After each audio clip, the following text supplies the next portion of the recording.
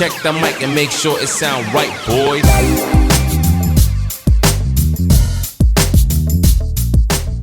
I have 5. 5. It's a beautiful number. Hey, Brown. You remember that? I do. Hey, that was one of my favorite things that, like, unintentionally we've ever done, is where you record an entire thing and then have no involvement with me whatsoever, but then I edit it. Yeah, you take the Barry roll and just like, yeah. That was a great playthrough for that very reason. Yeah, literally. God, how long ago was that? That must have been like... That was before you moved to New York, wasn't it? Yeah, so it must have been like end of 2017. Oh my god, that was 4 years ago? What the fuck? Wow. Where's all the time shit. gone? We're really old now, do you realize this? Yeah, when we met, that was 7 years ago, 19. Well, wait, were we really? No, we must have been 18. Oh yeah, because it was technically before April of that year. Yeah, or it was at least around April. Yeah. It was at the start of the year, at least. We were just about to turn 19. Have we really known each other for 7 years? Yeah, it was 2014. Jesus Christ. Now it's like burned into my head because I remember I kept misremembering it as 2013 and then would always be like, oh wait, no, it was 2014. So now it's like a definitive fact in my brain that we met in 2014. Yeah, I don't doubt the year. I doubt the amount of time that's passed since then. Yeah. In fact, we've probably passed the like anniversary point of it at this stage of the year. I think it's like in the middle-ish. It might be like, I don't want to put a number on it, but I feel like it's like the 14th or like the 15th or something like that. Because it was the first show we did together was that WrestleMania show. Yeah. So when was WrestleMania 2014? Let me look that up. Are we like introducing ourselves at any point, or is this just gonna be like, you already know who we are? Like, wow, that was WrestleMania 30. Yeah. The big one. The granddaddy April 6th. of them all. It was today. It was today? Well, when the actual event happened. Oh my god. So then it must have been crazy. Like this week. Yeah. 7 years this week. Wow. And what better time to start this shit, right? I was just gonna say, like... That's perfect, maybe that's like the cold open, this conversation. Oh yeah, 100%. That's why I was like, we like... Hello? Well, I guess at that point, let's just fucking, like, start, huh? So, yeah. Hello, everyone. Hello. My name is Carmine, and this is my friend Brooks, and this is Bitter Chatter, our new podcast. Yeah, it is. Good stuff. All right. No. All right. No, hang on. All right. Let's set this up. Okay. Let's set the scene. All right. Because what we're doing here is not like the thing we normally do. Mm-hmm. Because as we've said in the preamble, we've known each other for 7 years. We started off on a wrestling podcast. Yes. Called The Supla. Then transitioned into a side project, which was, not about wrestling, but it was with the same people that talked about wrestling. Yeah, and this podcast is really just going to be the two of us, but that's not to say like we don't talk to those people. Like we talk to them every day still. It's just like we wanted to create a podcast that was more away from that Supla brand because that's sort of what caused that previous podcast to stop existing. Well, put it this way also, like whenever the amount of people that I tell about my podcasting stuff is very little anyway. Yeah. And so for them to ask, oh, what's your podcast about? And I'm like, it's about wrestling. And so like the two people that are like interested beyond that point, because normally people are just like, oh, so anyway. Yeah. And this they don't want to know. Podcast, exactly. And this podcast for that very reason is not really going to be about anything. It's just going to be us. Yeah, us bullshitting. We are two friends who have known each other for some time. We have, I want to say, a good chemistry. I would say so. I mean, I'd say fucking the reason we became friends as quick as we did is because we both wanted to, going back to the wrestling, we started that show Raw Reviews. And like just from the first pilot episode, we were like, yeah, this works real good. Yeah, we got it. We got the new double act of the century, ladies and gentlemen. Yeah. It's two fucking people who are weirdly similar, but like the only difference is you're in America and I'm in England. Both of our girlfriends have said separately that like if we lived in the same country, they would think we're like brothers. I mean, literally, like, it's so weird. Like, soulmates is generally like a romantic thing, but because we're millennials on the cusp of being Zoomers, we take words and we decide that they, in fact, mean different things. That's something that our generation is good at doing. What is the cutoff point for Zoomers? I think it is, like, 1998 or 97 or something like that. Okay, so we're definitely still in the millennial range because we're in the 95. millennial range, but we're not like in our 30s yet. Whereas the we're majority of millennials, I think, are at the moment. We're on the younger side of millennials. As of recording this, we're both 25, gonna be turning 26 very soon. Yeah, like later this month. Which, that's another thing. Our birthdays are 9 days apart. Birthdays are like 9 days apart. Let's just list similarities between us to like fucking stroke our egos or whatever. Yeah, so like this first episode is just going to be like introduction to us and our chemistry and like our dynamic and like... Yeah, because I want get to know us. I want people that I'm friends with to actually like listen to this, and then for me to not feel like that wash of hot shame that I would normally feel whenever they listen to a podcast about wrestling. Like, right, yeah. That whole genre is like... Or spending an entire first episode of a new podcast talking about your trip to an anime convention that no longer exists due to horrible controversies. We've seen, like... We experience things, like, separately, obviously, because we are our own people and we live our own lives, but we also tell each other, like, everything. As like, friends would do. Yeah. Like, it's, I don't think we've missed a day talking to each other in these 7 years. Like, it's... And if we have ever missed a day, it's, like, noticeable. So, like, I'll just send you messages and I'm like, oh god, he's dead. He's finally died. He's gone forever. Yeah, oops. Oops. My friend is dead. Time to find someone else to lay all my bullshit on. Because he didn't respond to the JoJo meme. Yeah, I mean, it's either a JoJo meme or it's like so in wrestling. Right, yeah. Did you hear what happened in New Japan? Did you hear? Because as much as we dislike wrestling and as much as we recognize that wrestling is really uncool to like in 2021, we still ingest it. It's just I don't enjoy talking about it to people.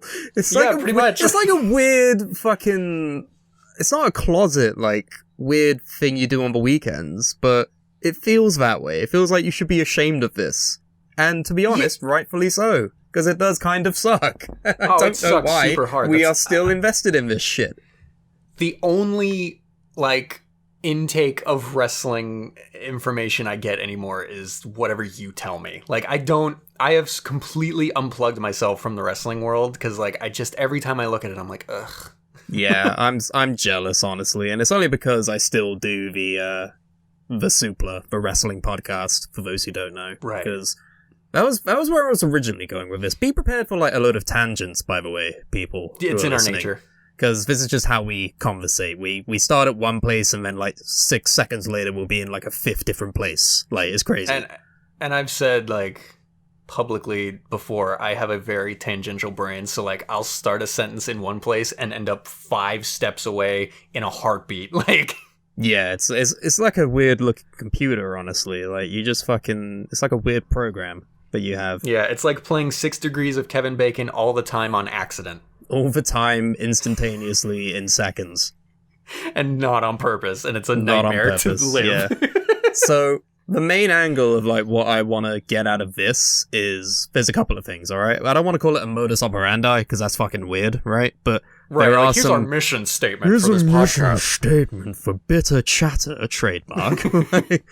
I want, one, to have verbal conversations with you more, because Yes. we don't do that too much anymore. We used to all the time, like every week, but, you know, our lives change and we become busy and we are not able to fulfill weekly commitments. But here's hoping that we can maybe squeeze in a couple of sessions here and there for this.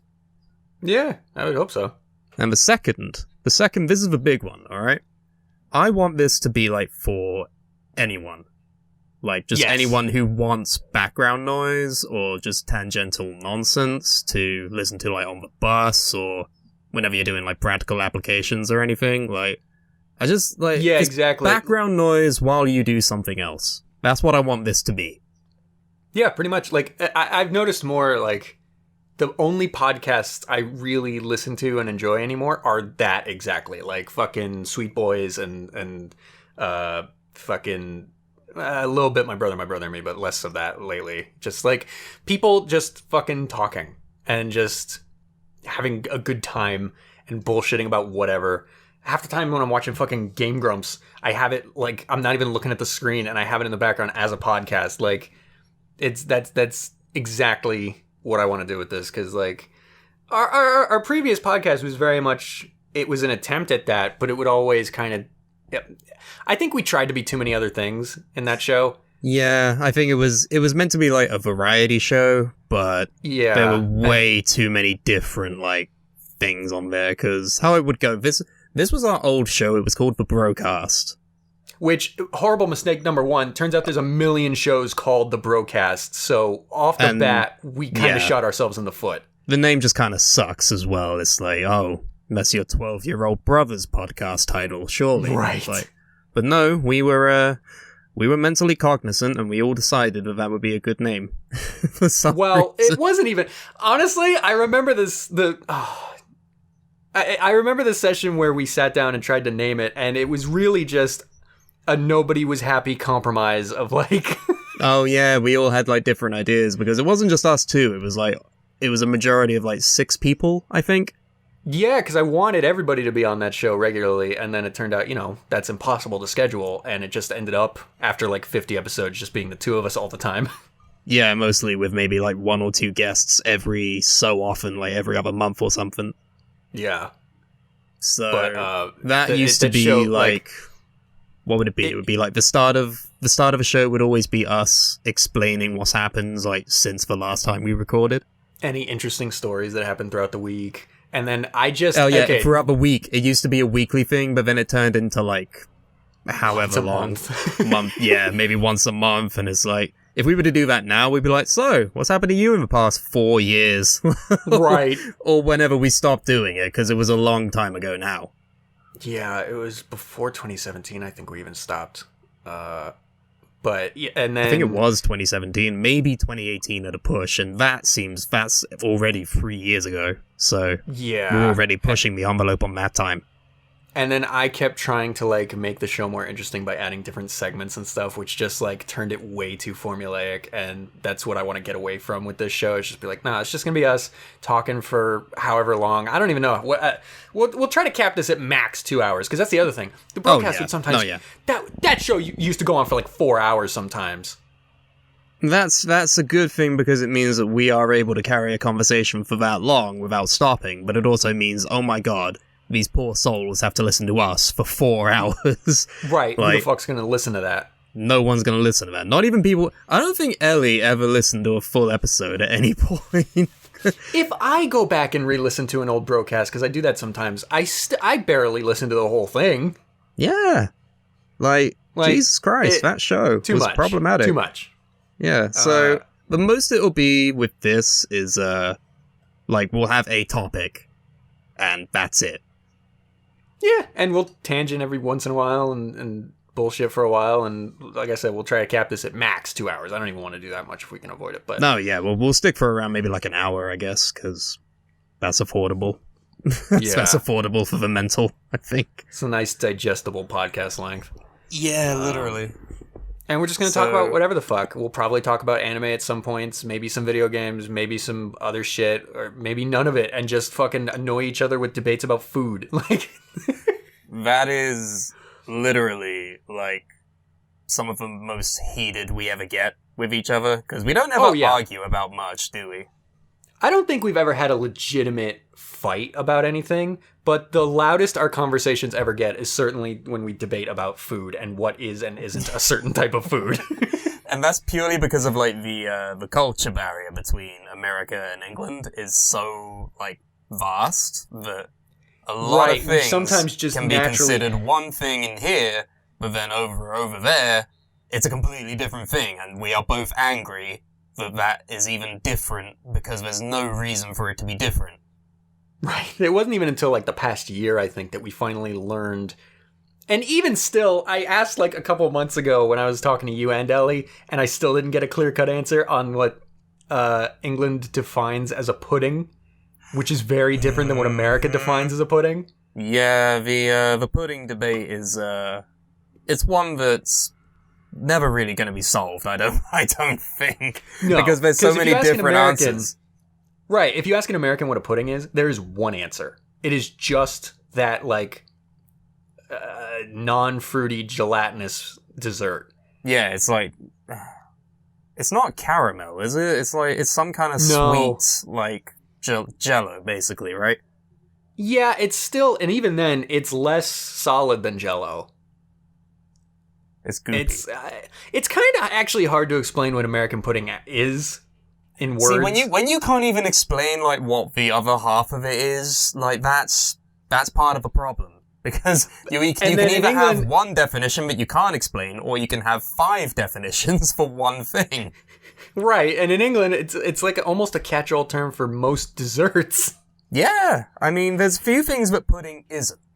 Like... There's a bread dish that's called a pudding. Like... Oh, you mean bread pudding?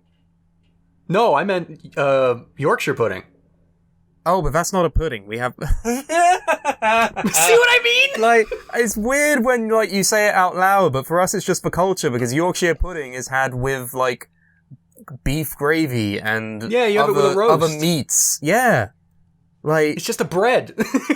It's not bread, it's basically pancake batter. Yeah, sorta. But, like, made into, like a bowl shape and then baked? A bowl, yeah, like a bowl shape. It's... Man. And this is where the fucking conversation stemmed from. Now, we've been able to convince each other of a couple things, like you used to be on the burgers are not sandwiches side of the fence, and I have since persuaded you. Yeah, that thing took like 5 years off of my mental health, I'm not gonna lie, like that entire conversation, because we mainly, we have a group of friends that's of 6 people. It's us two, 3 other Brits, and 1 other American. Yes. So 4 British people, 2 Americans. So there's definitely like, and plus even these 4 Englishmen come from different parts of England. I was just going to say, you guys come from different parts of your country, and me and Brendan also come from different parts of America. Like, I've kind of been all over, but more like the bumfuck south in, like, Florida, and then also weird northern parts that are different from each other, like Minnesota and New York. And then Brendan's just been in Tennessee his whole life. So even we have some different names for shit here. Like, if you were to ask all of us what a biscuit is... It's going to be a different answer from, I think, all of us. I actually am so glad you just said that, because I've been meaning to ask this question. You guys, here we go. You have the word biscuit, and there's this huge just understanding universally that when a British person says biscuit, they mean cookie. But you also have the word cookie. So what's the difference? Is there a difference? Cookie is the American term for it. We Brits call it a biscuit. I've heard British people say, no, that's not a biscuit, that's a cookie. Okay, if you were to tell me what a cookie was, I would call it like the brown, oval, circular thing with chocolate chips in it. That's crunchy. So specific, just that one type? Yeah, chocolate chip cookie. That's what my brain goes to. We call them, there's a brand here called Maryland, and they make those. And that's what those are to us when you say cookie. So then like how what would you Cookie define? Monster has in Sesame Street. Right, just generic cookie clicker generic cookie. Yeah, exactly. That's a cookie to us, but that we recognize that as being the American term for what that is. But we have a lot of different kinds of biscuit, but they are all generally the same. Like, I don't know how they're made. This has dawned on me.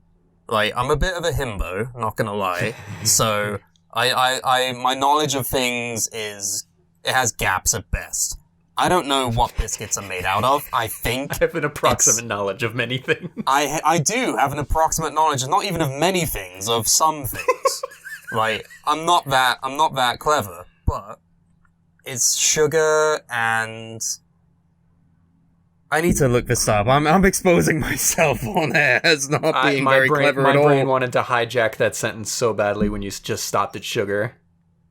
Here's a little fun fact about me. When I say tangential brain, part of that includes like what I refer to as quotes Tourette's, which is if somebody says a thing and it's incomplete, or even if it's complete and just is really reminiscent of something I'm familiar with, my brain will like autofill it with a quote that sounds like that. Example being, he just said the word sugar, which should be nothing. It should be the most neutral, like, not a problem thing to say. But my brain wanted to go, you need to out loud say spice and everything nice right now. And that's my life.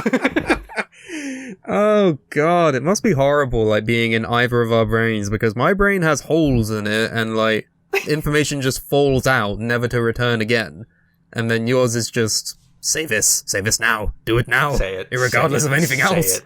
You won't be happy until you say it. And then when you say it, you won't be happy. Because then I say it out loud and I'm like, I'm sorry, I don't know why I did that. I don't know. Okay, so a biscuit is flour-based baked food products. In most countries, particularly in the Commonwealth countries and in Ireland, biscuits are hard, flat, and unleavened. They're usually sweet and maybe made with sugar, chocolate, icing, jam, ginger, or cinnamon. Yeah, you guys like jam on your cookies, biscuits. Yeah. Which you call jelly. Well, we have both. There's jam and jelly, and if you were to ask me the difference, I don't know it, but we have both. Well, terms jam here. Jam is specifically made of like fruit preserves. So like, boil a load of fruit and sugar, and then you put the stuff in that makes it not. I'm really bad at describing things, okay? Like, you know what I mean. You know what I'm getting at. Yeah. No, and we have that jelly as well. Is, more like preservative-based. The gelatinous. Like, gelatine-flavored strawberry stuff, you know? The Schmuckers. The Which what? I don't know if you guys even have that brand. That's our, like, not gonna lie, that sounds like a racial slur. Like, I'm not on board with whatever a Schmuckers is, alright? It's just a brand of jelly. Is that really? Smuckers, I think. Not Schmuckers. No, it doesn't sound right. Like, yeah, I think you're confusing it with like that Italian-American term, like, you schmuck. No, I know what that is, but it's just adding an ER onto most words is a bad move, honestly. Oh, he called him a smucker with a hard R. Yeah, literally, you know, it's like that movie Cars. You know, Pixar movie Cars. Like, you know, Lightning McQueen says ka-chow. And then the evil green car goes ka-chigga. Oh! Like, ka-chigga is most definitely a slur somewhere. Like, you can't convince me otherwise. Well, no, there's those, like, what is it? It's like a mite or a parasite or something that you can get in your skin called a chigger. Yeah, C6 Steve has a song about that, and he's like, this song is all about chiggers, and I'm like, excuse me? Sorry? What? What do you want to say? What song is this? I don't think you can use that word, Steve. Yeah, he can. He's C6 Steve, and he'll sing about chiggers. Ugh, I don't like it. It's bad. It's very not okay. It's very not alright. So, but yeah. What were we talking about? I feel like we're gonna ask that a lot, aren't we? Like, oh yeah, because we're gonna like dive off into like weird things. But we were talking about biscuits and cookies, and that also made me want to ask, what would you consider a Jaffa cake? That's a brand of cake. It's a cake. Thing is, it's a cake that's the size of a biscuit, so there's this debate about whether they're cakes or biscuits, but they are literally called cakes. They have the constitution of cakes, and when you leave them out, they go hard. If you were to leave a biscuit out, it would go soft. That's the key difference there. Would it go soft? Yeah. I don't know if I've ever, like... Our version of biscuits, like, if you just leave it out on, like, the countertop, instead of, like, food will go hard if you leave it out, yes? That's a universal concept? Well, it depends on the food, but for, like, depends bread on the food, products, yes. typically, but for biscuits, they will go soft. Huh. That's how you know it's bad, where if you bite into a biscuit and you don't get the crunch, you get the... It's like you're biting into sand. Like, it's really not a nice feeling at all. See, here, well, for cookies, soft versus hard is like a preference. And I don't mean like leave it out on purpose. I mean like you can bake the cookies in a specific way to. Oh yeah, we get like the soft sugar cookies. I mostly get them from Subway restaurants. Like that's where Subway I get is actually them. Oddly good cookies. Yeah, so we are familiar with these concepts. It's just generally there's one dominant version of that that's in regions of England. I am firmly in the soft cookies are superior camp. Like, I mean, sugar is sugar is sugar. Like, it's all good to me. Get that crunchy shit away from me. I don't want it. I mean, some are bad. Like, I do not like ginger snaps, and I do not like... Ginger snaps are an exception. I do me some ginger snaps. Ginger, like, burns my tongue, and I don't like it. It's the good hurt. Not for me, it's not. It's like a spicy sweet. See, I have a really low spice tolerance as well, so that probably plays into that. Yeah, that's true. You always get some mild stuff at Nando's.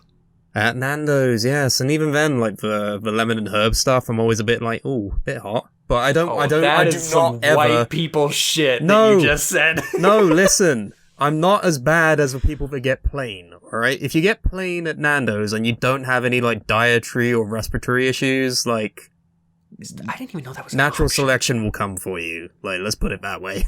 I didn't even know that was a Nando's option to get nothing. Of course you get nothing. Otherwise it would be, like, discriminatory to those who can't breathe properly when they ingest spicy food. Well, then maybe they just shouldn't be eating Nando's. But what if they want to? Maybe that's an option for them.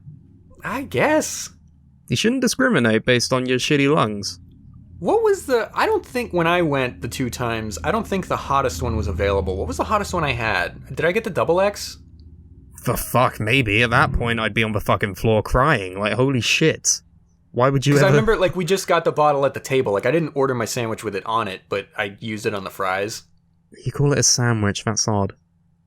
Oh yeah, you say chicken burger. I mean, people here say chicken burger. I just don't. Not that it isn't a sandwich, it's just weird that it's called that. Yeah, for me, burger is like exclusively ground meat patties thing. Yeah, for me it depends on the bread. I guess. If anything is in a burger bun, like, we will just call it a whatever it is burger. Yeah, that's one of those ones where it's like, if you want to call it a chicken burger, I'll accept that. It's just not what I say. I'm not going to die on that hill. Do you guys have fillets of fish? At McDonald's, yeah. Right, because fish sandwich and fish burger both sound kind of bad. Like, both kind of wrong. Burger sounds the worst. Because here's the thing. When I hear burger, I think ground meat put into a patty. So when I hear fish burger, I think that, like ground fish meat. And I'm like, ugh! Nah, it doesn't sound good. But then when I hear fish sandwich, I think of, like, I don't know, fucking anchovies just in 2 slices of Wonder Bread. That's not very nice either. No, whereas filet of fish sounds kind of classy and kind of nice. Yeah, but then you remember it's a McDonald's sandwich that sucks nuts. I mean, maybe it is, but I don't think I've ever actually had one. It's just the idea of I must fish have had sandwich one, like, from McDonald's years is like ago. Disgusting. I mean, when you go to McDonald's, you go for like the Big Tasty or the McRib or whatever it is. That's a British only sandwich, the Big Tasty. Oh yeah, we have the Big Tasty. So there was this time where I still like ate at McDonald's, right?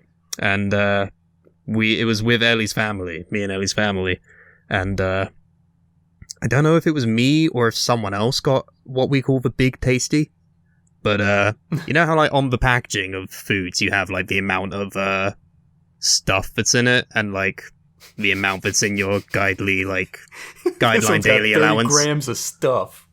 No, like fat, protein, No, I know what you sugars. mean. The nutrition content. or the nutritional information. content. Yeah, this is what I mean when I say I'm bad at words. Like, I can't convey ideas very well. But you also have the guideline daily allowance as to what you should have in a day, and like what percentage of this meal constitutes it. Yeah, for us, it's always based on a 2,000 calorie diet, which is like not even what most people do.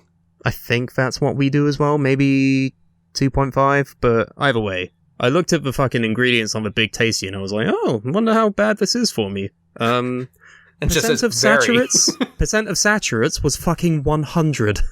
Wow! That entire fucking sandwich had all of your saturates in it. Jesus. And I was just like, I'm in danger. I love when they have like over 100%. Like I've seen things where it's like sodium content, 110%. It's like, what the fuck? Why are you making this? Yeah, this can't be allowed. This Surely there's be better possible. ways. This shouldn't be allowed. What have you read that's had that much sodium? Ramen? I can't recall a specific thing, but like there's I every once in a while I'll see it and it's like, or like I think one time I looked up the like Taco Bell nutrition thing like online, you can find it. Because I was like, if I get a quesarito right now, how bad will that be for me today? And I don't remember what item it was, but it was like if you ordered these two things, that's like 150% of your fucking like fat for the day. I'm like, oh my god. And I wonder why I'm getting fatter every day, but it's like, it just tastes good. What do you want from me? I'm just a man. I'm just a man with taste buds that knows what he likes. It is like God's cruelest joke that the worst things for us are the things that taste the best. Like you'd think the way the world just works like a well-oiled machine the way it does, you would think the healthiest things would be what our brains say are the best tasting. But God, no. Well, that's how it would be naturally, but then humans have free will, and with that free will, we found ways to scientifically engineer better tasting food that just drains the life from our bodies. That's exactly it. It's not nice and it's not kind, but that's the world we live in, and you have to have that mental willpower to shun that bad food, but I can't. It just tastes too good. I know. Pizza. That's the problem. Man. Pizza. Oh my! I'm having a tough time with pizza lately because tough time? Well, whenever I order from somewhere, like we obviously have Domino's, Pizza Hut, Papa John's, all that stuff. Except never order from Papa John's because he's a racist. But I don't think I've ever even had Papa John's. Neither have I. Nothing to miss. So yeah. Normally I order and I'm like, okay, this is like horrible for me pizza, but it tastes nice. Lately, every time I've ordered, I have felt so like ugly afterward. Like I felt so dissatisfied. Like I've spent this much money on this food and I didn't enjoy it, and that makes me feel bad. That is literally my entire like lifelong McDonald's eating experience. Oh, it happened to me with McDonald's like years ago, but then I kind of got back on it, but now I'm off it again. It happened to me with Domino's like last year, and then recently with Pizza Hut, and then I'm like, okay, maybe I just don't have takeaway pizzas. I'll save myself a bit of money, and if I ever want it, I'll just go to the shops and buy like the cheapest pizzas that they have. When I did that, those pizzas make me feel bad as well. So I'm just thinking, am I ever gonna have a pizza that isn't from like an artisanal, like fancy 10-pound pizza place? Like, I just don't know. Like, there's no such thing as having like comfort food pizza now, because it just makes me like, it makes me sick. Like, it physically makes me feel ill. Yeah, I have really horrible eating habits in the sense that if I find something I like, I want to eat nothing but that forever until I die, and then I eat it so much that I wish I were actually dead. And like, it was Taco Bell for a long time, like too long. Sometimes I think about like, if I just never at any point in my life had ever ordered from Taco Bell, how much more money would I have right now? And how much less fat would I be right now? And it's probably a lot. I had a phase not even that long ago, like just a couple years ago, of having so much fucking Taco, way too much. Like not a good. It was bad. It was a bad time. The Taco Bell dog shows up at your door, like, bro, you have problems. You gotta stop. You're giving me too much money, please. Every single time I would eat it, I would be like, I'm so glad I ordered this, as I was taking my first couple bites. And then by the time I was done, I wanted to like not exist anymore. Like, yeah, that's how you know it's bad, where it's just like, you wish you weren't cognizant. I just felt so uncomfortably full because I eat so fast that like I don't even give my body enough time to be like... That's my problem too. That's literally what I do. I eat too fast because I'm like, it's a protective thing. Like, because if I don't eat it, someone else is going to take it from me, even though that's not an option at any point. It's never happened to me in my life. Never happened to me in my life, at least from what I can remember. So I think, okay, I just have to eat it. But then, usually, whenever I'm eating, it's during the middle of something else I'd rather be doing. So I kind of rush it so that I can get back to what it was I was doing. But then I just feel horrible afterward, and then I'm like gassing throughout the whole night, and Ellie is looking at me with disgust, like, why on earth did I decide to spend my life with this idiot that just eats incredibly fast and just doesn't change? He keeps doing this, like, every time. He doesn't learn. You think I would, but my big monkey brain is like, no, need food now, go first. There have been so many times where like me and Yessie are having a meal and like she'll stop herself. She'll be like, I'm full. This amount of food that's still in front of me will not be eaten right now. Because I can just save it for later. And I'm like, I gotta fit it all in my mouth now. Otherwise I'm a failure. Otherwise I'm a failure to myself. And she'll just be looking at me like, you don't have to eat it right now. I'm like, yes, I do. And I just force it down my fat mouth. And I hate myself afterwards. But that's the thing with like a lot of takeout foods as well, is that you need to have it then and there. You can't just put it in the fridge and then have it later, because no matter how you reheat it in an oven, in a microwave with fucking Bunsen burners, it just won't taste the same and it will lack the taste.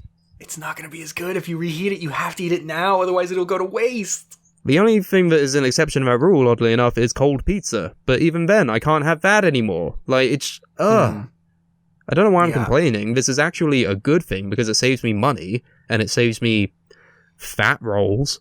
But, like, at the same time, I'm also miserable, because all of the people in my life around me are like, ooh, having a cheeky takeout. And I'm like, fuck you.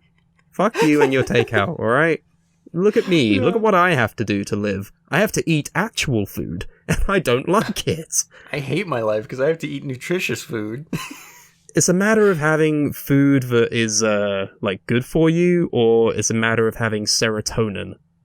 Right. To me, that is the gamble I take with a lot of meals. Like, don't get me wrong. I enjoy cooking, even though, like, cooking and eating comparatively is incredibly inefficient.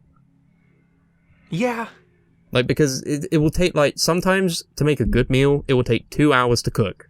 And then it will take not even a quarter of that time to eat it. Dude, I made buttered chicken not too long ago, which is, for anyone that doesn't know, it's an Indian dish. It's fucking incredible. If you have an Indian restaurant near you, order it. You won't regret it. Get it with naan bread. It's the fucking best. But I made it because I was like, I want to see if I can. I've never made Indian food before. It's something I really enjoy. Let me see if I can do this. And I did it, and it was good. But it took so fucking long to make. By the time I was finished making it, I was like, this better taste like God's piss. Like, this is such an arduous process, and I'm gonna do it again because I love it. But fuck, I'm not looking forward to it. For me, the worst part is the prep work, because to get, like, vegetables ready, you have to chop them, and I'm not good at chopping, like, at all.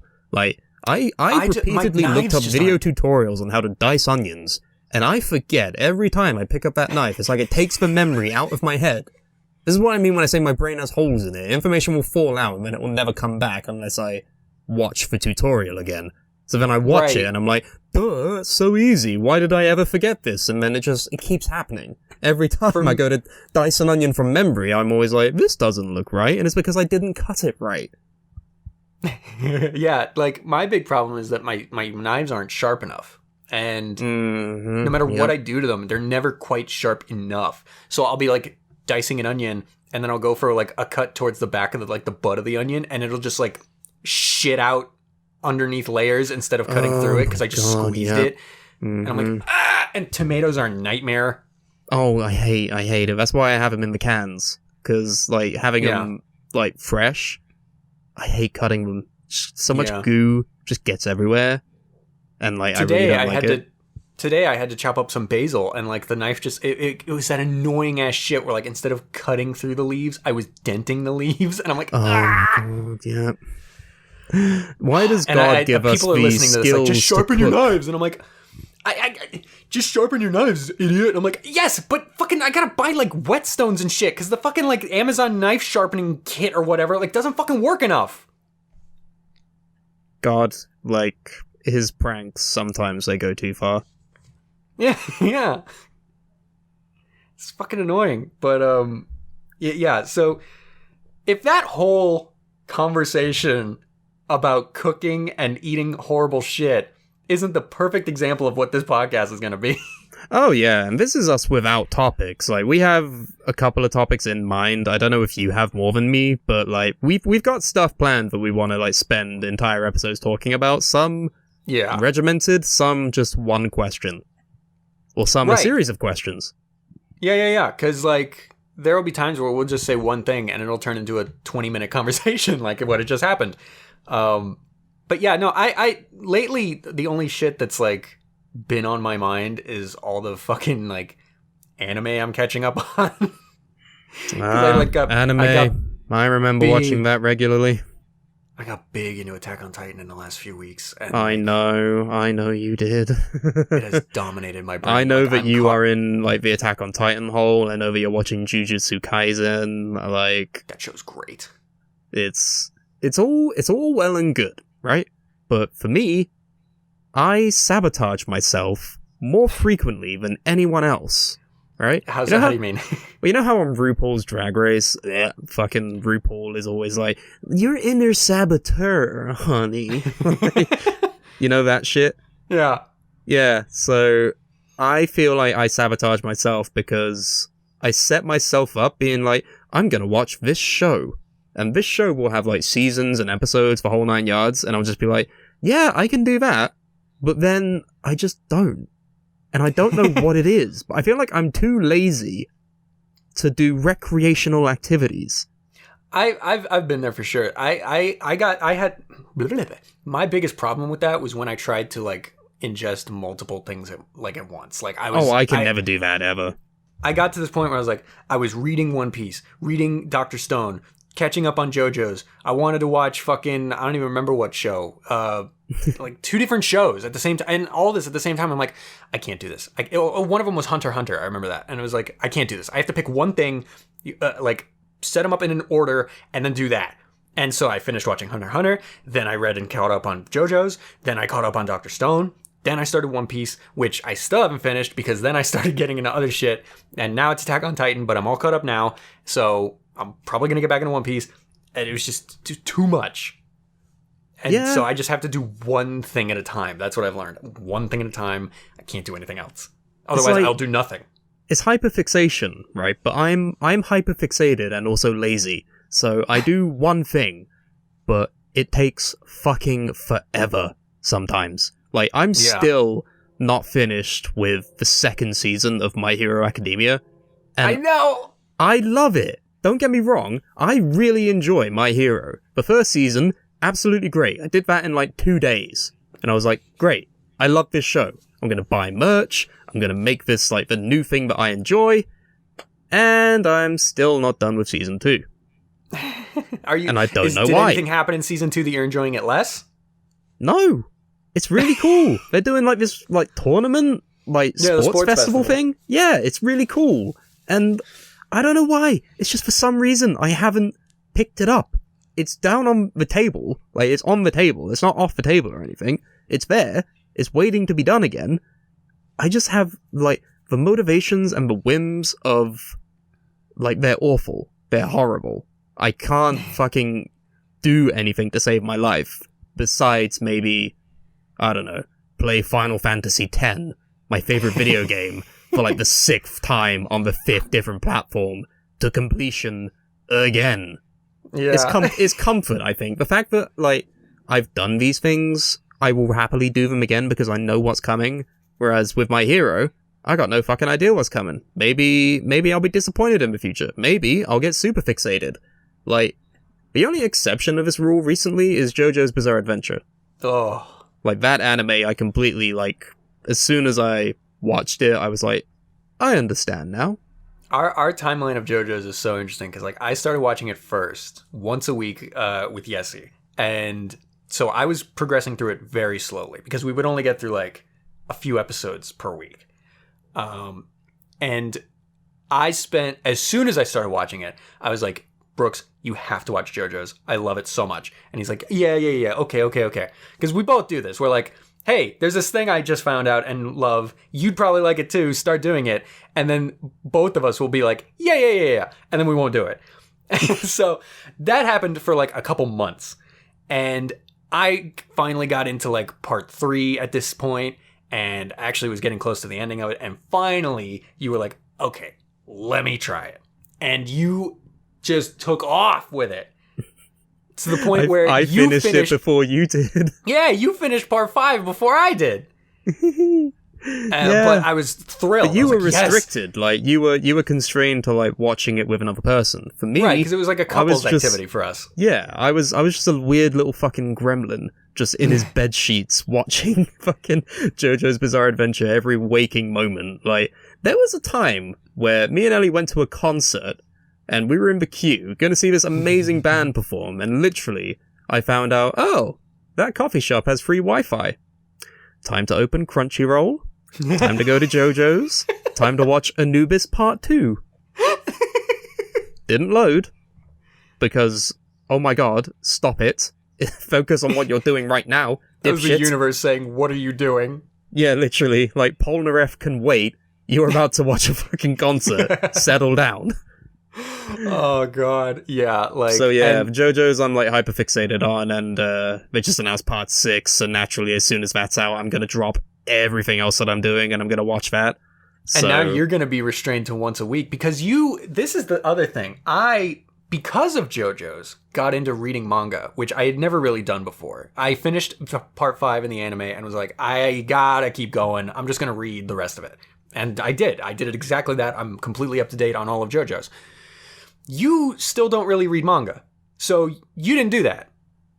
I have the volumes of JoJo's with me, but I have to start at the beginning and then continue onward. This is like the most frustrating thing in my life because like I know I get why you want to do it this way, but instead of him just going to a website and reading part 6, because part 5 isn't even officially out in English translation yet, so 6, 7, and 8 are not going to be officially translated for a very long time. And so I totally understand you want to like collect all of them, have the physical books, then read it all before you get to part 6. But also in the back of my brain, I'm just like, but you already know what happens and just read part 6 and it's not going to come out. Just read it. No, but I already know what happens, right? But because there's differences between the storytelling in the anime and the manga, like the anime does leave out some bits that are manga exclusive, like certain scenes and everything. It's not a completely faithful adaptation. Some scenes are anime exclusive.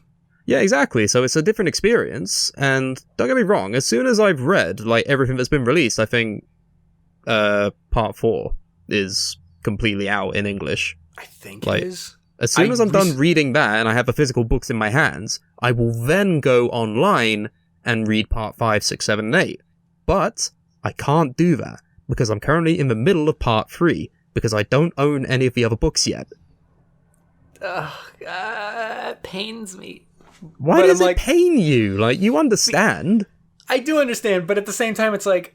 If this was the other way round, like, I would not hold anything against you. I would just be like, huh, that's weird, but okay, fine. It's not even holding anything against you, right? Because, like I say, I totally get it.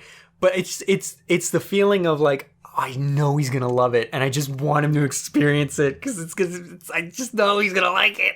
I know I'm gonna like it, but plus I know all the story beats anyway. I just don't know, like, specific things. I know, but it's so different seeing it in full context. I know, exactly. It's like, when I was hearing about stands, I was like, what the fuck are these? Where are the vampires going? Like, I didn't understand it, but then as I watched it and read it, I was like, yeah, no, this is, I can see why. I can see why this is as popular as it is, so... Plus, nobody I know yet in real life who enjoys JoJo's has finished part 7 yet. And I am dying to talk to someone I know about the ending of part 7 because I know what the ending of part 7 is. I've read about it online. I know, but again, it's different when you like experience the whole story. Because I haven't experienced it, yes. Because there's a reason, and it comes from the full experience of what happens to these characters throughout the story that makes me not like the ending. And that's the thing. That's what I was getting at, is that people talk about Part 7 like it is a masterpiece, a magnum opus of Araki, the best thing he ever wrote. And like, I love 95% of it, but the ending sucks ass, and I want to talk to someone about it, but no one's read it yet. I'm sorry. I have to do things my way or the highway.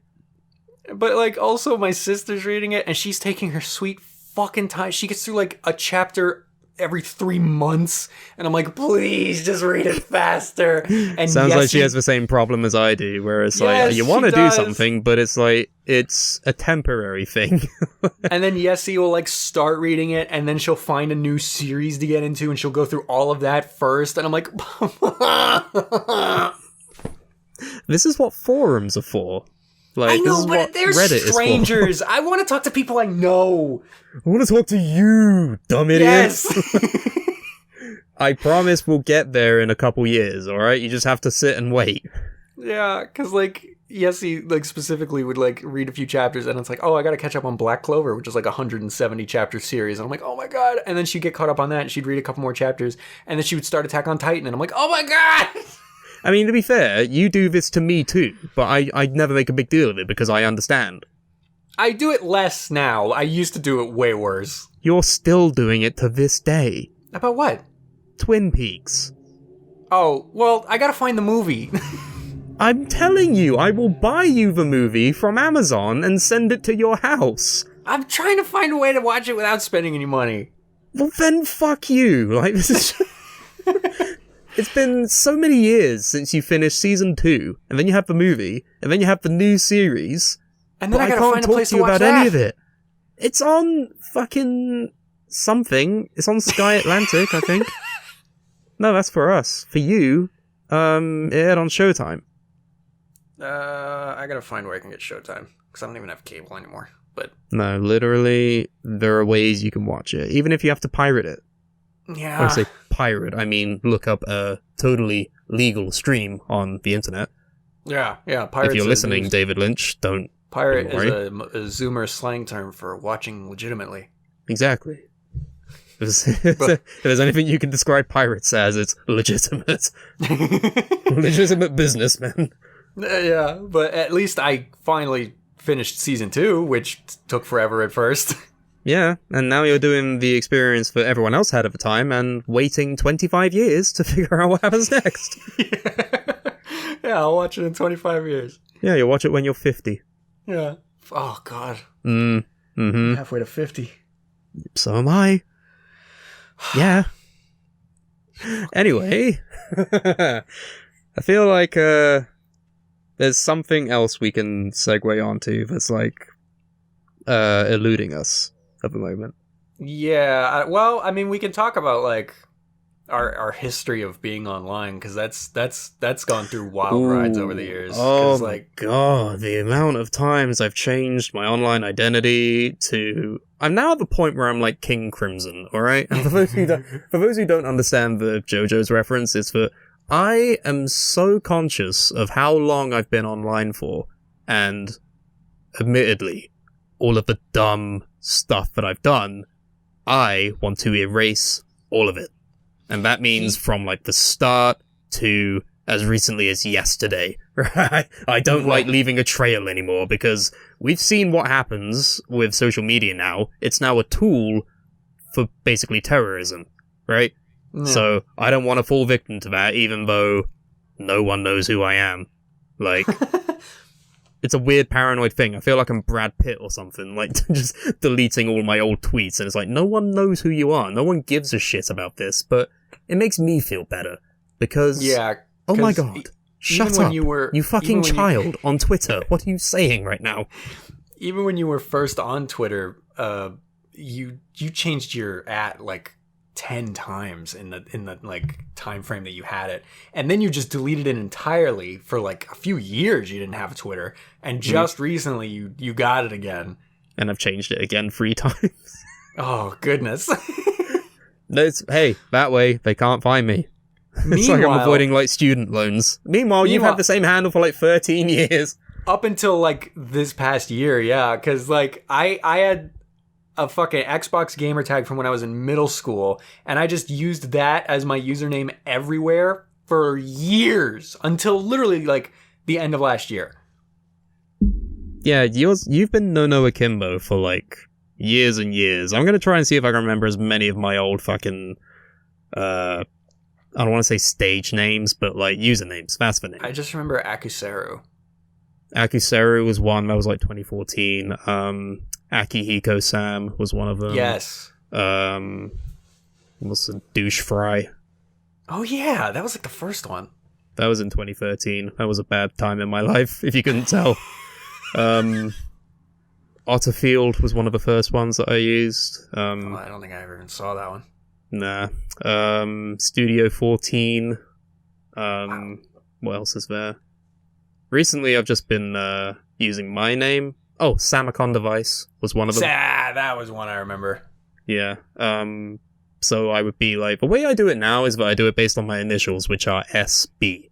So yes. I used to be just Sam Brooks, and then I thought, I don't like that. I don't want people knowing my name. So then I changed it to a lot of different things. This is when I had Twitter the first time, so I would just go for like different variants of the words S and B. So some days it would be like some books or Star Barnes, which is what I settled on. I settled on Star Barnes for everything, and then that became Star Binds on some platforms. And I've now changed it again to Strayborn. Like, wait, is that on all platforms or just Twitter? Twitter and TikTok. Oh, you changed it on TikTok? Okay. Yeah. That's the reason thing we should talk about. Fucking TikTok. TikTok was the reason I rebranded away from No Akimbo, because I wasn't even using No Akimbo on TikTok originally. Where did my phone fucking go? But you trying to open the app? No, I just realized I don't know where to... Oh, it was sitting on it. Fucking amazing. But yeah, hey, I mean, let's look at it this way. I don't really have an audience. I've just been like going place to place in different fandoms for as long as I can remember. You sort of under the radar for about 12 years, and then now all of a sudden, the past year, you've gained an audience of what, 60,000 people? I'm at 68.8. Fucking Jesus, dude. And You're I don't know how you it have a happened. niche like TikTok fame at the moment. It's so weird. Yeah, it's very strange. I really don't know how it happened, because I was just But you make funny content. That's how it happened. But I mean, okay, so like there was different phases of like spikes in my follower count, which were all super bizarre to me. Like, it started, I was just making shit videos and no one was watching them, which I was fine with. And that's what I've been doing this whole time, and I still am doing. But the good thing, you say, oh god, no, I'm like happy for it, is that like you're still like slowly gaining an audience. You're almost at 1,000 now, which I'm happy about. They're all bots. Like, maybe like 12 people know who I am. I know, some of your videos get enough views and comments that are legit that I'm like, no, there's actually people there. That's good. And then I remember the first video of mine that got any like real attention, and it was me... was that the Becky one? No, that came much later. It was me calling out shitheads that just were hating on Captain Marvel. Oh yeah, that was a thing. You opened up the entire like discourse fucking on feminism and all of that, and was it mostly hate that you got for that? I got a nice mix of like, yeah, you're right, and also people trying to be like, no, blah, blah, blah, and arguments that to this day I'm like, those don't hold up. Those are not legitimate arguments. And I stand by what I fucking said in that video because it's still poignant. But yeah, that was the first thing, and my follower count spiked to over 1,000, and I was like, oh my god, I fucking have 1,000 followers. This is insane. And then I just went back to making goofy videos. And then the next spike came from the goddamn hot dog video. Oh, yeah. That was when you combined, like, the two memes, wasn't it? It was like a... Well, it's like a song, isn't it? Yeah, it was like, you don't want to fuck around with me. You're messing with a god dang hot dog. And it was just me saying that. Like, I didn't remix songs. I just was saying that. And it's your tangential fucking brain going at it again. It's a perfect example of that. And that was a spike.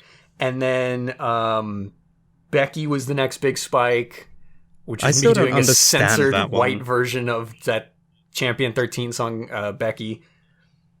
Which for a long, long time, until very recently, was still my most viewed and liked video. Do you want to give us a rendition? I knew a girl named Becky. She liked to talk dirty to me. It was gross. I asked her nicely to stop. And everybody wanted her to stop. Because it was gross. But she didn't stop. And then the video ends. See, I find it funny, but I have no idea what the fuck it is. You never heard the original song? I don't listen to music. But it was on TikTok. It was like a TikTok viral sound at the time. I'm not on TikTok like all the time, and plus, viral things go in circles a lot of the time, so... I guess. But I must have just missed it. Like, that video blew up. People were using that sound, like, for their own videos, and, like, the guy who made the original song used it. Like... Wait, really? Yeah, it was wild. His fucking agent contacted me on Instagram, like, hey, can we use a clip of that video of you in the music video for his song, which they never ended up doing, but, like, they asked me to do it, and I'm like, fuck yeah. Mate, I never even knew that. What the fuck? They never ended up actually doing that idea, but, like, yeah. Dude. It was huge, and that got me to around 14,000 followers. And for a long time, I had plateaued around there, and that's when I started getting into JoJo's, and I started making a lot of JoJo's content. And I would get, like, 10 more followers every now and then, but, like, I was still at, like, 14,000 for a long time. Until, and it wasn't even the ones you're thinking of, until one specific JoJo video, which was, remember that trend where it's like, I'm gonna hit you, and then, like... they think they hit him, and then it's like, aha, I did it. And then they see someone who's dead, and it's like, oh, it turns out you died. That trend that went around for a little bit. I have no idea what you're talking about. I'm sorry. I made one of those. Because, yeah, TikTok trends go so fast, and, like, they're such a flash in the pan. But I made one of those as, like, Dio fighting Jotaro, and then he turns around and he sees Jonathan, like, oh, really? And that video blew up in my context, right? It was, like, 30,000 views at the time. But... I finally like saw like a climb in followers again, and it just kept going steadily from there on out. And then I started doing the filter videos, and it's at almost 70,000, and I don't know what the fuck. That's the thing with like viral videos, is that no one knows why they are here or how they came to be, but you enjoy it in the moment, and then you move on to the next one. Yeah, and it really is almost like randomly selected by the gods that be. Right. And like I was basically just a JoJo account from then until recently, where now I've started integrating a few other animes, but it's still mostly JoJo's. Like now my most viewed and liked video is a fucking Jujutsu Kaisen video. You're basically the anime man, but on TikTok. Yeah. And it's 1.2 million views that fucking video has. Oh, that gives me anxiety just thinking about it. And I don't know how it happened. Like, I uploaded it. By the end of that day, it had like, I don't know, maybe 30,000 views, which is pretty normal for my videos. And then I went to bed, woke up the next day. It was at 500,000 views. I'm like, what the fuck? And then that whole day, it just kept climbing. I'm like, wow, what is happening? See, thing is, right, you are... like, no matter what you say about yourself, you are funny and you are talented, so to see this happen is, like, really cool. But then also there's me being almost kind of jealous, because, as people have probably inferred, we are very similar people. Mm-hmm. So, for me to basically be making other stuff, and I'm just sat here like, I'm friends with a famous person. And that's why I'm like, whenever I see your like a video of yours get like good views, I'm like, oh, good. Not did any of mine get good views. I've only had the one where I asked Google to say the fucking MCR song. Yeah, I mean, like, there's no other videos, is there? I don't pay attention to my own views because I get depressed if I do. Because I mean, the ones that like, because I'm looking at it right now, like I see a lot of like 165 views, 91 views, which is like, oh god, that's such a shame. And then I'll see a few that are like, oh, 6,000 views on that one, 4,000 views on that one. Good. Yeah, those are just like one-offs. Like, I don't even know. It's so weird. Go follow Ash Strayborn. He's almost at 1,000. Don't. Do it. I don't want you to follow me. I suck. No, shut up. follow me on Twitter instead. Like, oddly enough, I'm getting back into like the headspace of just tweeting out random things. Yeah, and then I think it's funny, and then sometimes they hit, and my other friends think it's funny. This is what I'm doing now. I'm treating social media as a platform to be funny in front of my friends. Not really just the internet as a whole thing, just people that know I exist. I want to make them laugh and like make them happy. So, how about you read some of the tweets I've been tweeting out? There was one I did today that I'm actually quite proud of. Yeah, I want to say I'm proud of it because it just, I don't know, it's just, if I read that from someone else, it would make me laugh. Because I don't, I'm very bad at Twitter. I don't use Twitter a lot. And so I don't even sometimes see everything you tweet. A few things more imposing than a pub with a flat roof. This is where they plan murders. Yeah, I don't know if you know much about the architecture of pubs in England and fucking UK. Like, there's a couple of different types of pubs. There's ones that are like the big grand old thatched roof, like fucking amazing looking buildings from like the olden days. And then you've got like this middle one where it's in a brick and mortar like building where it's like still got some nice stuff on the outside. And then there's a third kind where it's pubs that look like they have like roof shingles on and they have a flat roof, and it's where the mafia meets. It's where the local hardmen meet to plan out who they're gonna fucking lynch and murder. Like, it's not a fun place to be. If I look at them and I think, oh god, I'm in a bad place. This is where bad people go. that's what I think. And that one is purely for like the English friends that I have. Like, all the Americans are like, what the fuck is this guy talking about? This is what I really like. One Direction, Tupac, 3 Days Grace, 4 Non-Blondes, 5 Seconds of Summer, You Me at 6. What do the numbers mean, Mason? Yeah, because I was talking with Ellie about how I always confuse 5 Seconds of Summer with You Me at 6. And so I don't even know who You Me at 6 is. It's like an emo band, I think. Oh. But like, they both have like numbers in the names, so I was like, okay, how far can I go with this? So. Yeah, and then I just like non-fungible, tungible. No other words in that tweet, just that. Yeah, because sometimes I'll just tweet things like I think of, and I'm like, that's funny. Like, Frugummy. Frugummy. Frugummy. Like I'm a child. Like, that's what we're learning here. Oh yeah, very easy to fucking entertain. Just funny words. Okay, this is a tweet that's not necessarily funny, but it brings up an interesting talking point potentially. Where you say your first anime was Pokemon, your last anime, or I guess most recent, was My Hero Academia. Best Dragon Ball Z, worst One Piece. So there's some hot takes. But I mean, you can read my elaborations in like the tweet thread that I made. So. Yeah, so he says, to be fair, One Piece is probably great, but the art style makes me want to stay away. Worst one I've actually watched. It looks fucking awful. Yeah, worst one I've actually watched is Black Butler 2. Oh. Yeah, the second season, bro. Oh, yeah, that's a weird anime community thing where, like, they refer to second seasons as almost like a sequel. Like, oh, My Hero 2. It's like, it's just season 2. But yeah, but the stupid... I never even got that far in Black Butler. I did not care for it, really. Don't ever pick that up. It's fine. You're not missing anything. Yeah. Evangelion was alright until it caused me to have a proper mental breakdown, so that's going to be even worse as well. Yeah, no, that's the thing as well about me, is that Neon Genesis Evangelion, like, that literally, I'm not even exaggerating, that gave me a literal mental breakdown when I couldn't finish it. I couldn't even finish watching it. I was that fucked up from the experience of it. And I haven't watched Eva yet, but every time he tells me that, I'm like, do I want to watch it? I kind of do, but then he says that, and it scares me. To be fair, right, there are people who have watched it, and they're like, oh, this is kind of shit. Like, that's what Ellie thinks. Ellie considers Evangelion to be, like, the Beatles of anime. Like, I know exactly what you mean by that. Yeah, the influence of them is clear, and you can kind of respect that, but really... you really don't enjoy it at all.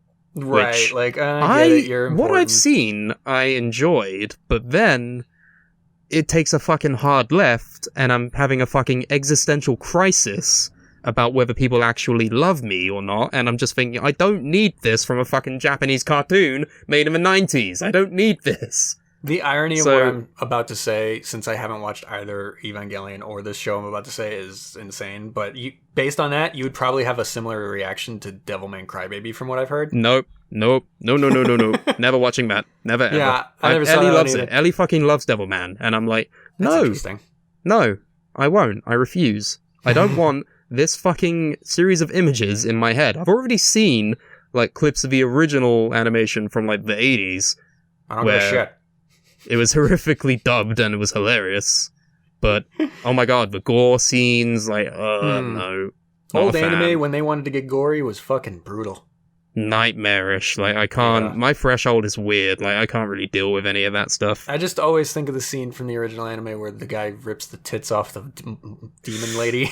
Yep, that's the one. And I'm That's like, the one what that does the it. fuck? Yeah, no, I don't want it. Yeah. You also say best anime alternatives. Kill la Kill, great. JoJo's, yep. great. And probably My Hero when I finish watching it, which so far, and season 5 just started, great. Yeah, I like I say, I really, really enjoy My Hero. I love the concepts, I love the animation, I love, like, the characters and everything. It's just, I suck. Yeah, what I always say about My Hero is that it's very shonen. You're not going to really get much that you don't see coming, but it's very good at being that. Yeah, 100%. And then there's a last tweet in this thread. Oh, and Naruto looks like it sucks ass, which you are correct. It does. And I don't give a fuck. Come at me. I don't care. Naruto sucks. Why would you watch Naruto when you can just watch Dragon Ball Z? Like, that's the feeling that I get from that, is that Naruto is just Dragon Ball Z, but if they were ninjas. People are going to try and say, like, oh, Naruto is such a good story. And it's like, no, it doesn't. It doesn't. It starts with a good concept, and then it, like, immediately goes off the rails. Not immediately. There's Naruto and Naruto Shippuden, which in the manga, it's like Dragon Ball and Dragon Ball Z. It's all just the same story. But as far as anime goes, there's Naruto and then Shippuden. Shippuden is where it starts going off the rails. And then Naruto is like half filler. So whatever's canon in Naruto is good. But then Shippuden, you can see the story starting to go in a weird direction. And then the longer it goes, and then once you get towards the ending, it fucking sucks. I can't even comment, but like I like it when you rip into things because it's like pleasing to my ears. So I'm fine with this. Because I'll say this, and this is not really well. No, fuck it. I'll spoil some shit. Naruto's been over for years and no one cares. So. Hey, come on, that's generalizing on the bit. Say that no one cares about Naruto. I'm giving you the warning right now. The initial concept at the beginning of the story for Naruto is like anybody, if they work hard enough, can overcome whatever you think destiny and fate is.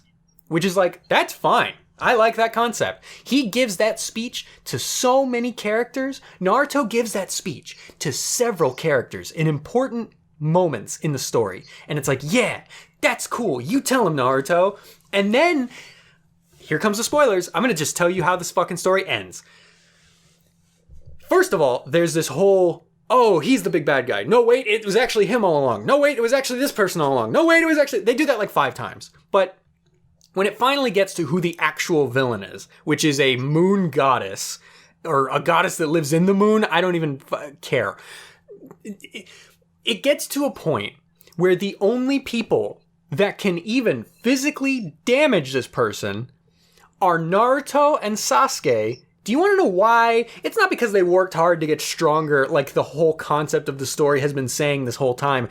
It's because they are the reincarnations of this goddess's like sons or whatever. So it's their destiny.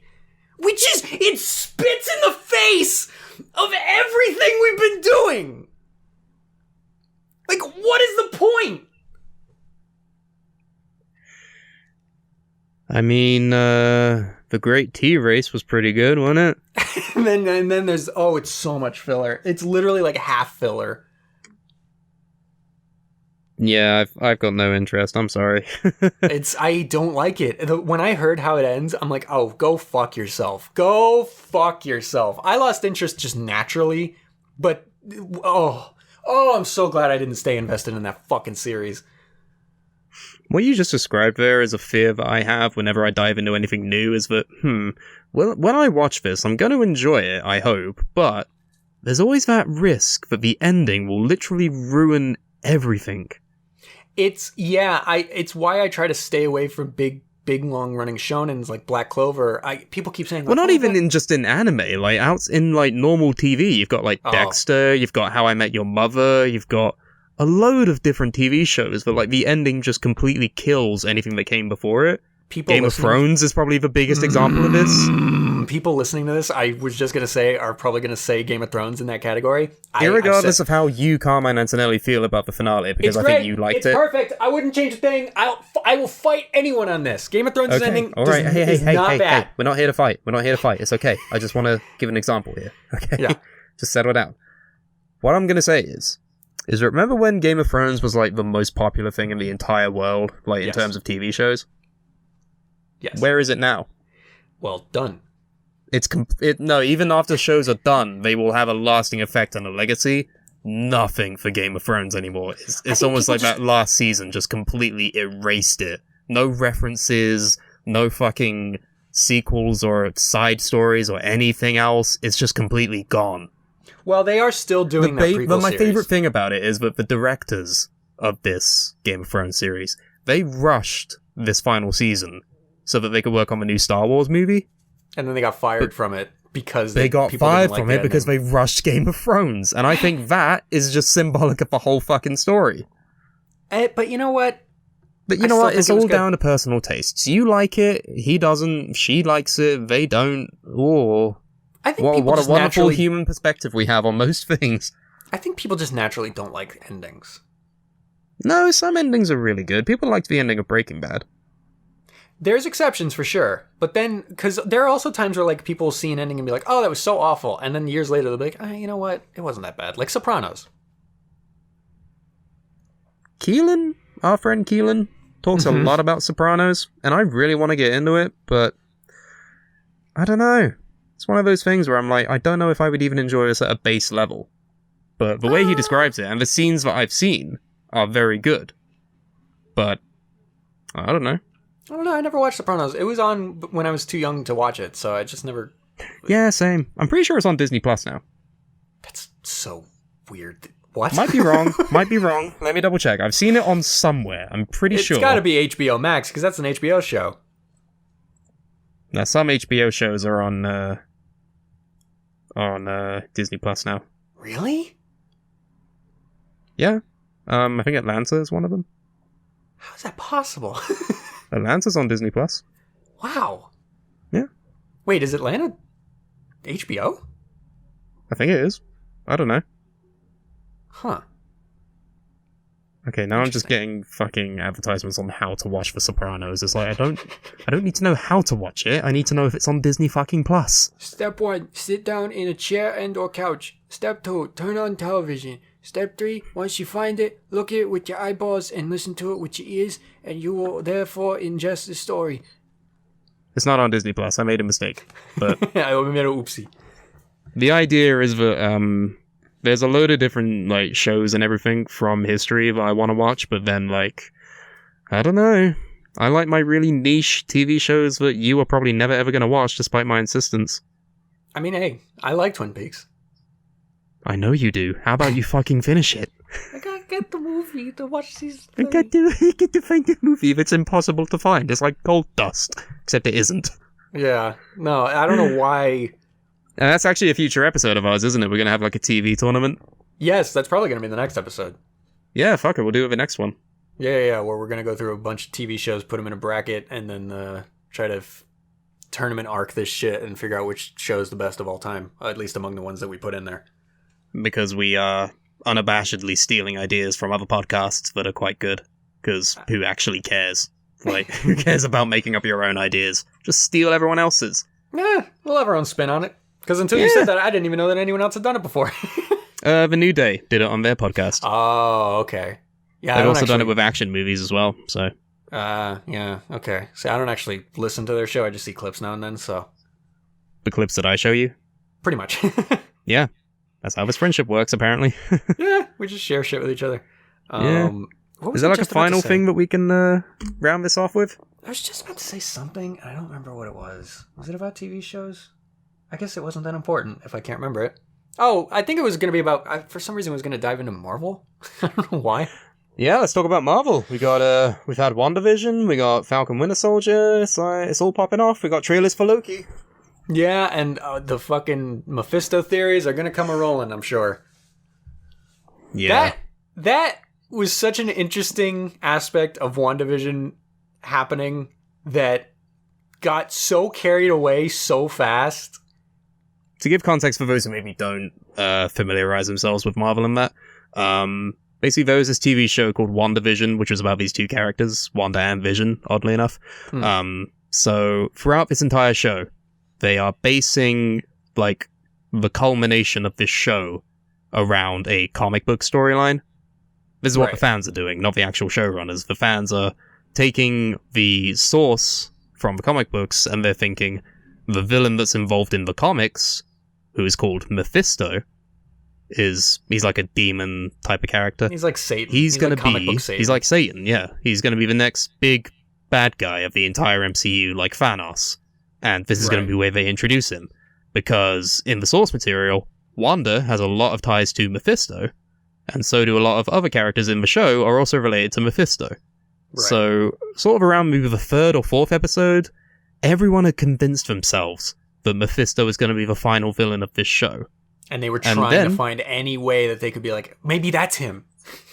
Yeah, like literally any new character, they're like, oh, it's Mephisto, because apparently Mephisto just has all these omnipotent powers where he can present himself in any form as any character or any object. Like, it really blew up in episode 7. Is that the one where it was Agatha all along?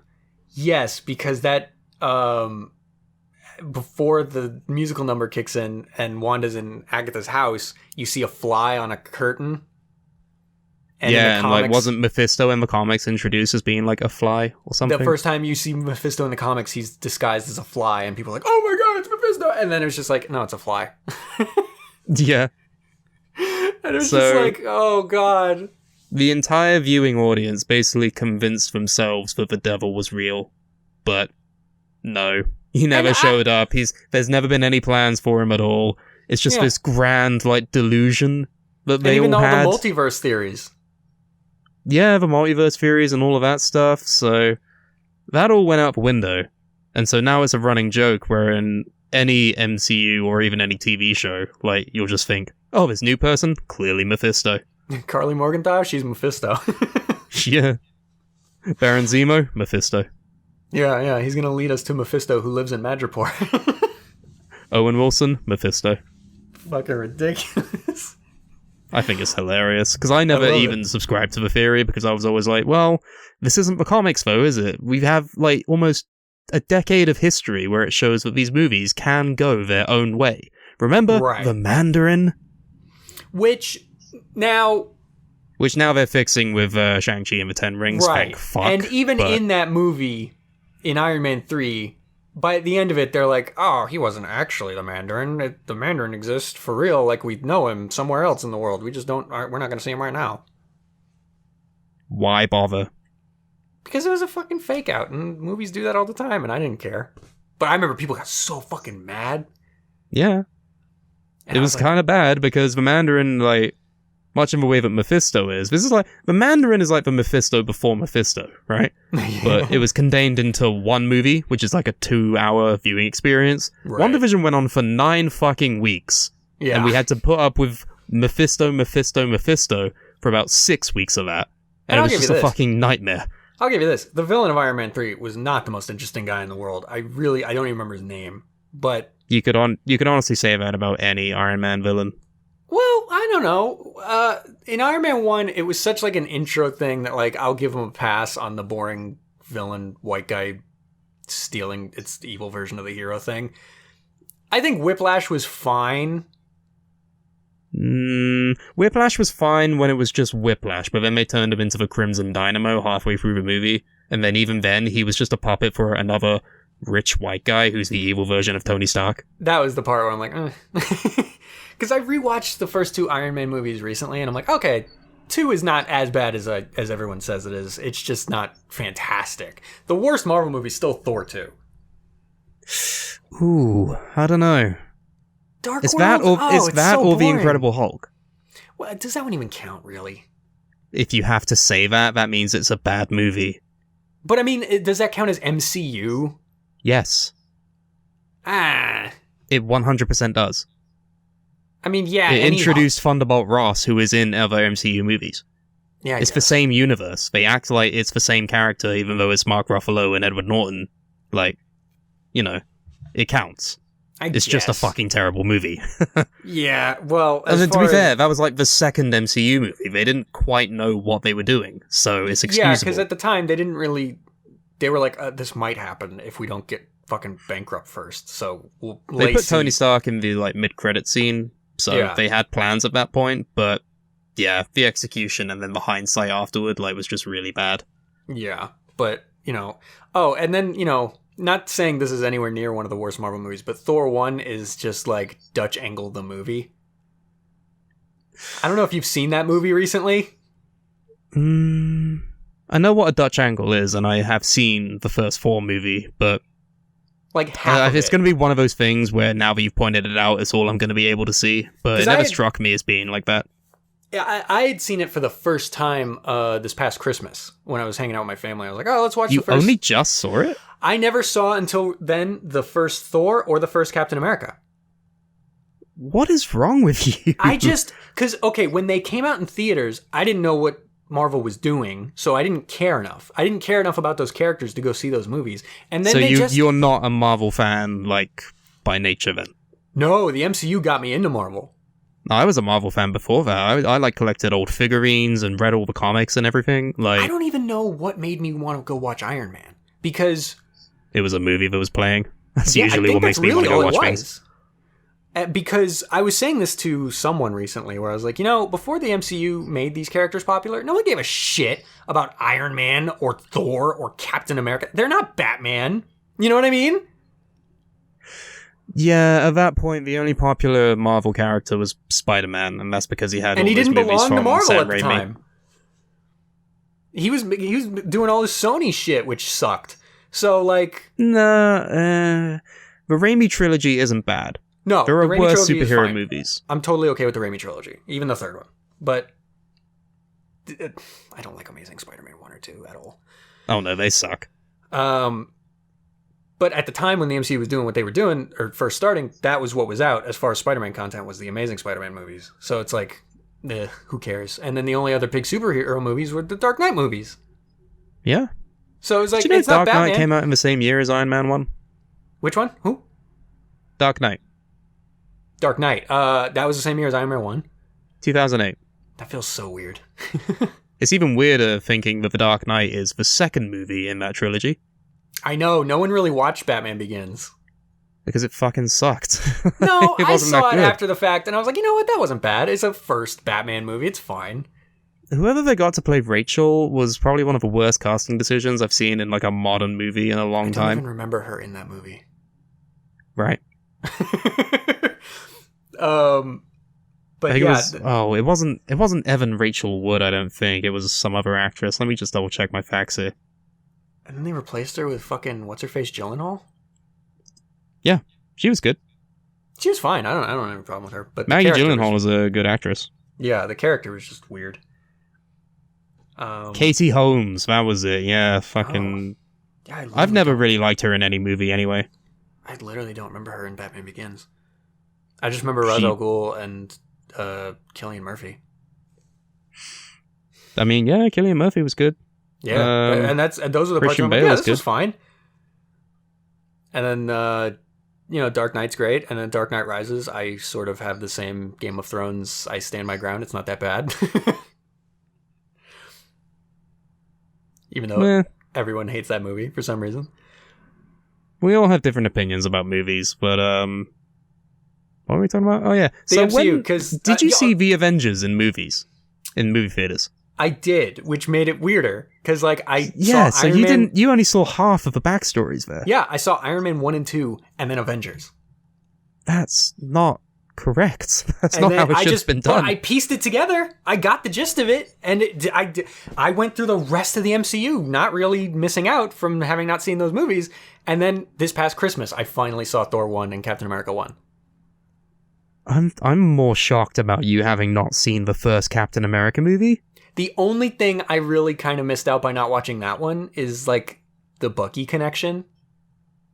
But you have the whole, like, character foundations of Steve in that entire movie. Yeah, but again, I kind of pieced it together from Avengers. Well, yeah, you can piece it together, but it's one thing to actually, like, see the context of the world in which he was made. The thing that surprised me the most about watching Captain America 1 after all this time of having gone through the MCU already is that in that movie, he doesn't know what the fuck he's doing. He's winging it the entire Chris time. Evans. As in the actor or the character? The character.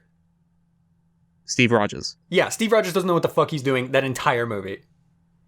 He has the spirit, which is essentially what Captain America is all about. And none of the know-how. Yeah. I that was my favorite thing about that movie. And then Thor 1, like 50% of it is Dutch angles, and I don't understand why. Wait, so when you saw Infinity War and fucking Red Skull is on Vormir... Well, I knew who he was, and I knew what happened to him in that movie. I just never seen the movie. Like, I knew that... I don't remember how I found out, but I figured out eventually that Red Skull had the Tesseract and got warped away, and everyone presumed he was dead. Yeah, this changes our friendship. I know, you're like a different person to me now. Like, this is so weird. Yeah, I missed out on like half the foundation of the entire MCU at first. Oh, man. I mean, you've seen it now, so... Yeah, you know. Now I've seen every single MCU movie. Like, after that point, I saw every movie. But, like, I just never saw the first Thor or Captain America. And for a long time, it really didn't affect... I mean, it never affected my viewing experience. I just think that's so weird. But even, like, after seeing The Avengers... You didn't think to go back and watch the origin stories. Well, you literally went up until, like, Phase 3. Like, the end of Phase 3. Before deciding to watch 2 of the origin stories from Phase 1. Yeah, well, at the time... How do you go through life, like, living like this? At the time, 2012 Avengers came out. You couldn't stream those movies easily anywhere. I just DVDs are a thing. I'm not gonna fucking buy... I wasn't that invested at the time. I liked Avengers, but I wasn't like, oh, now I have to know everything.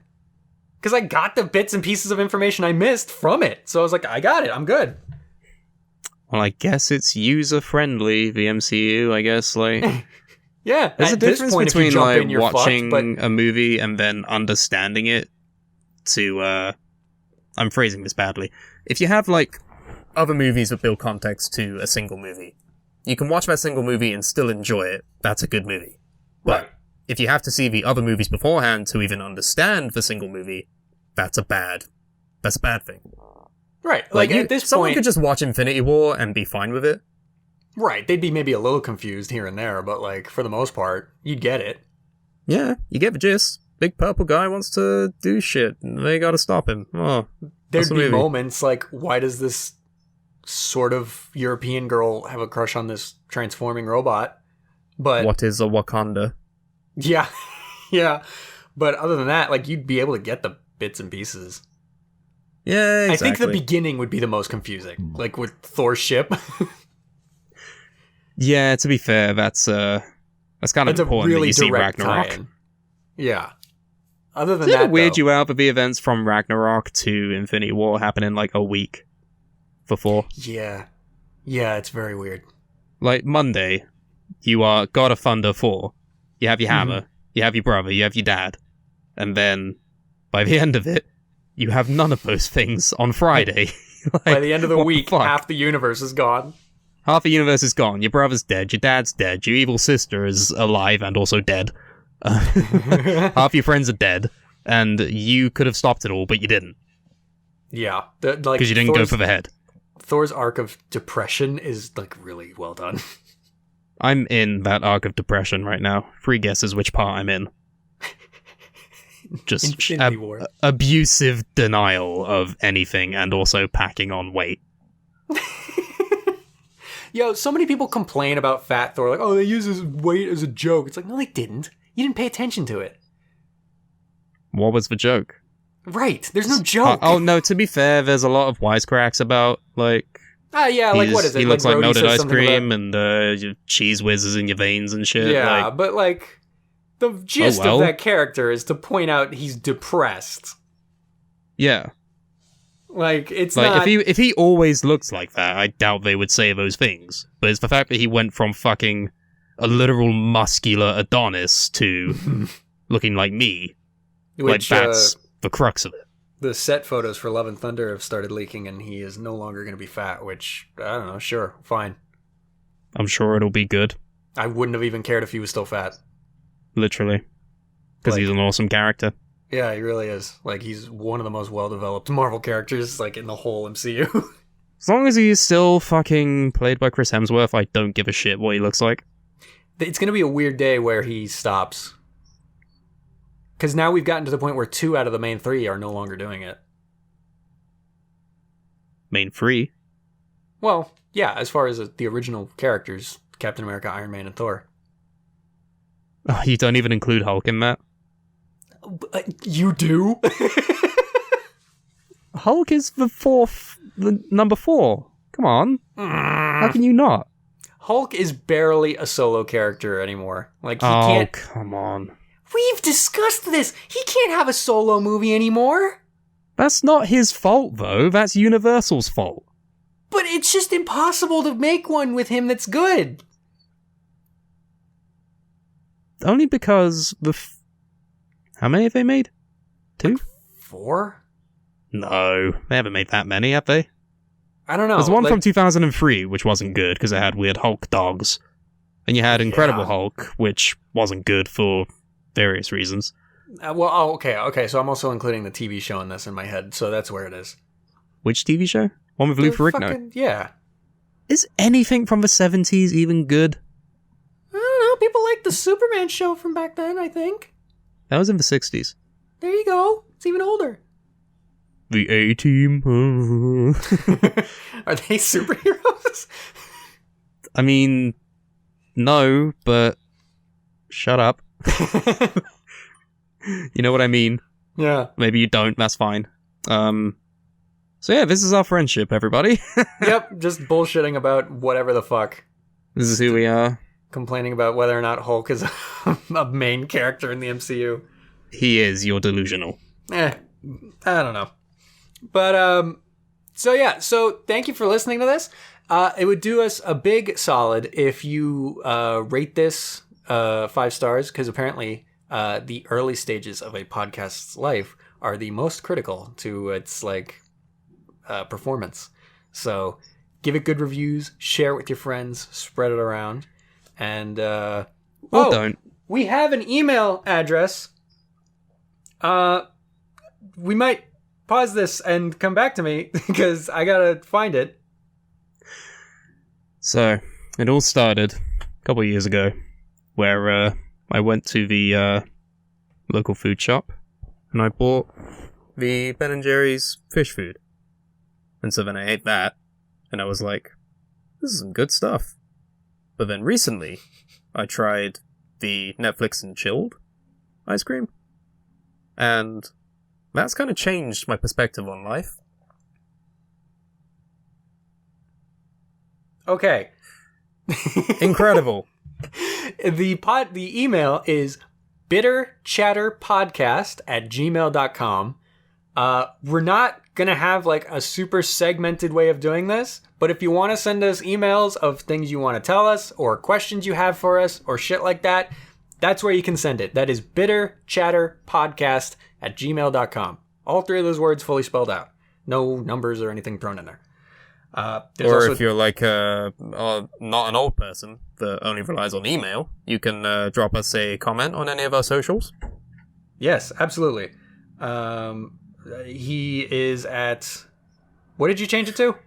Okay, so I am Stray Boy Strayborn, Strayborn on Twitter and TikTok. I am Star Barnes on Instagram. And that's all you need to know, really. And I am that guy _Carmine on all 3 of those platforms, Twitter, Instagram, and TikTok. The podcast also has a Twitter account, which I don't know what we're going to do with it, but it does exist, at Bitter Chat Pod, because you can only fit so many letters into a Twitter handle. So that's BitterChatPod. Bitter Chat Pod. Like I said, I don't know what we're going to do with that Twitter, but it exists. So if you want to be on the early list of following it, that's where you can find it. And with that, I think that's everything. Yeah, that's pretty much it. We're back to doing this. Who knows when the next one will be, but it'll be when it'll be. We will be here doing this, whatever this is, and we hope you're there also joining us for it. This is the best outro ever recorded in podcast history. And thank you for listening. I have been Carmine Antonelli. Yeah. And he's Sam Brooks is who he is and sorry. has been. No, sorry. I didn't realize that's what we were doing. I thought you were just like saying your name. Sorry. And we'll see you next time. Bye, everybody. See you later. That was good. Or not. Maybe just don't come back. Well, maybe do. If you want. Yeah, that'd be All nice. my friends watching. Cool. All my family watching. No, you're not. I hope not. You didn't do any of this. Go away. Oh, what a world we live in.